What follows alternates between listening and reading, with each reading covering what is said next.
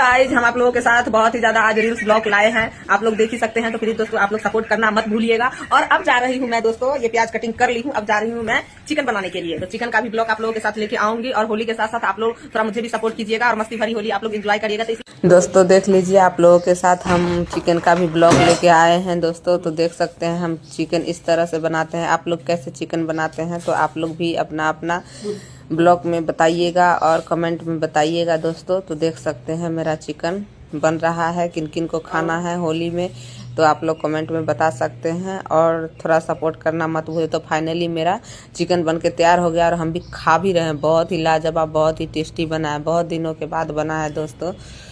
तो इसे कहते हैं चिकन लेग पीस। इसी के साथ लव यू, बाय बाय।